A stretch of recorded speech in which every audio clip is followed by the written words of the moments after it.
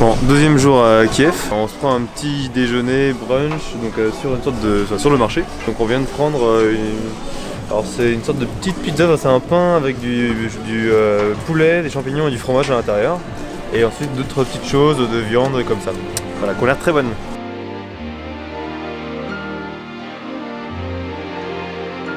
I'm free now. I'm free. Good morning. Good morning.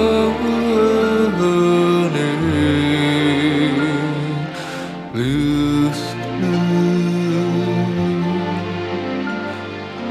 Blue sky.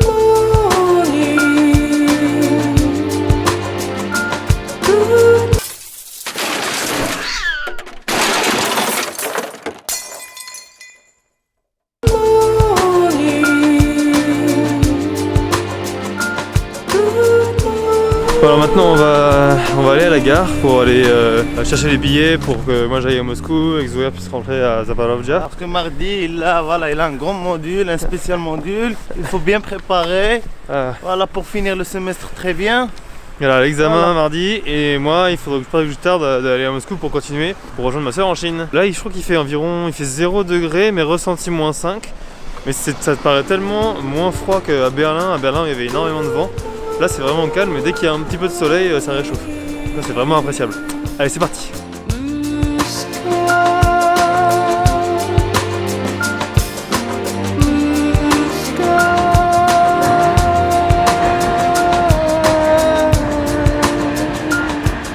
Alors certaines clés d'appartement sont un peu particulières. Par exemple celle de Zoher est très spéciale. Voilà, C'est ça. c'est ça la clé. Voilà, c'est juste une toute petite une bobine de cuivre qui permet de rentrer chez lui. Faut pas le perdre. You gon' pray for me, take my pain for me, save my soul for me, 'cause I'm alone to see if I'm gon' die for you, if I'm gon' kill for you, then I spill this blood for you. Hey. I fight the world, I fight you, I fight myself, I fight Donc là on est en train de goûter un hot dog ukrainien. Déjà en train de dévorer. Et donc dedans on a donc une saucisse, de la sauce et qu'est-ce qu'ils mettent par-dessus là? C'est comme des graines. Moi-même je sais pas ce que c'est. D'accord, mais on va goûter ça mais ça a l'air très bon. Ce qui est important c'est bon. C'est validé. C'est mangeable. Validé. Alors est-ce que vous saurez deviner combien est-ce qu'il y a de filles dans cette vidéo? Bon allez, je vous la remets au ralenti.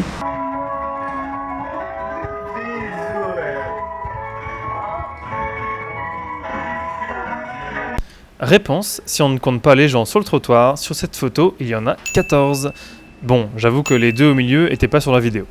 Alors pourquoi autant de femmes et moins d'hommes? C'est un peu de l'histoire. Premièrement, il y a une forte émigration due à la Deuxième Guerre mondiale, donc beaucoup d'hommes ont quitté le pays. Secondement, il y a un taux de mortalité des plus élevés au monde, c'est le 3e derrière la République centrafricaine et la Bulgarie, qui est donc à 14,5 morts pour 1000 personnes par an, contre 9 en France par exemple. Alors c'est surtout les hommes qui sont concernés, alors à cause des maladies, à cause de la dégradation du niveau de vie, de l'alcool. Par exemple, une pinte de bière coûte entre 50 centimes et 1 euro la pinte. Donc l'alcoolémie c'est un vrai problème en Ukraine, en Russie. Ça m'est arrivé plusieurs fois de voir des hommes ivres dans la rue. Alors il n'y a pas de souci, mais c'est juste que voilà, en pleine journée et tout le temps, à terme ça peut causer des problèmes. Et donc ce qui est intéressant c'est qu'en fait à la naissance on a 106 hommes qui naissent pour 100 femmes. Mais ce chiffre est diminué de moitié à plus de 65 ans. Donc c'est-à-dire qu'entre temps il y a eu beaucoup de morts. dans les autres. Et face à la baisse de la population, l'Ukraine a mis en place en 2005 un système de primes à la naissance, c'est-à-dire que pour chaque enfant, il y a une prime. Alors j'ai fait mon petit calcul, et ça fait un total de 8179 € si on a 3 enfants. Alors ce qui représente une pinte de bière d'1 € par jour, tous les jours, pendant 4 ans et demi, pour toute la famille. Je suis pas sûr que ce soit l'objectif, mais c'était marrant comme comparaison. Et pendant ce temps-là, en Chine, avoir un deuxième enfant, c'était illégal. Ça a été autorisé en 2002, mais contre un versement de 4 fois le salaire moyen des Chinois. Donc, mais en 2020, Pékin devrait peut-être supprimer cette restriction, mais on parlera de tout ça quand je serai arrivé en Chine.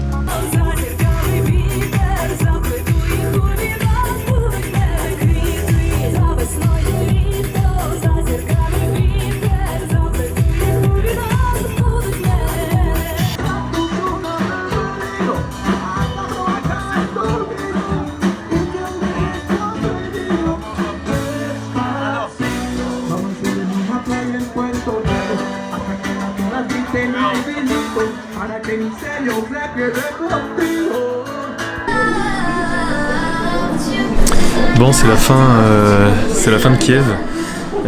Donc là je vais partir dans moins de 2 heures, je serai dans le train pour aller à Moscou.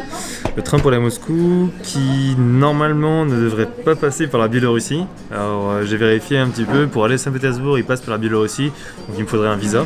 Mais là normalement, vu qu'il va à Moscou, il n'y passe pas. En tout cas j'ai beaucoup apprécié Kiev, vraiment une belle ville, belle architecture, il fait bon étonnamment, même s'il fait frais, on se sent bien. Les gens sont paraissent assez froids.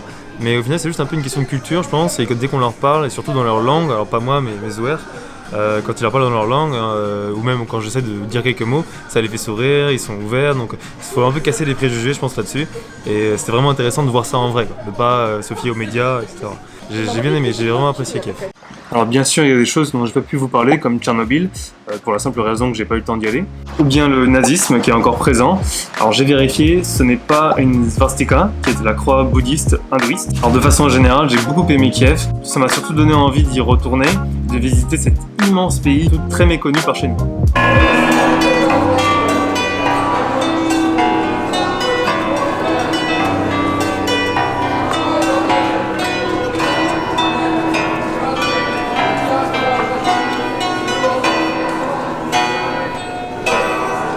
Bon, sur les quais avec Zouer, on a bien trouvé la gare, on a bien trouvé l'arrêt. Le quai, il est bien ici, quai numéro 13, direction Moscou. Il arrive à 18h49, départ à 19h36. Donc il devrait bientôt arriver dans les minutes qui arrivent. Et après c'est grand départ pour Moscou. Et normalement on a demandé et le train passe pas par la Biélorussie. Donc j'espère. Alors c'est marrant parce que l'heure d'arrivée du train change en fonction de l'heure. En fait, comme le train n'est pas arrivé à l'heure prévue, ben, du coup, toutes les minutes, il dit que l'heure d'arrivée est plus tard. Donc là, il est 19h01, donc il dit qu'il arrive à 19h01. Et à 19h02, il mettra qu'il arrive à 19h02, jusqu'à ce qu'il arrive, en sachant que le départ est prévu à 19h36. Donc c'est assez spécial comme façon de faire, mais c'est marrant, j'aime bien. T'as bien aimé le week-end? Ouais, j'ai adoré. Une petite interview? Ouais. Hein? Petite interview? Une petite interview. Ah, c'est bon. Ouais, qu'est-ce que t'as préféré ce week-end? Tout. J'ai passé de bons moments, c'était bien. J'ai vu un cousin, ça fait longtemps que je ne l'ai pas vu, c'était super. Voilà, c'est une bonne expérience. J'espère que tu as adoré, que tu as aimé. Voilà.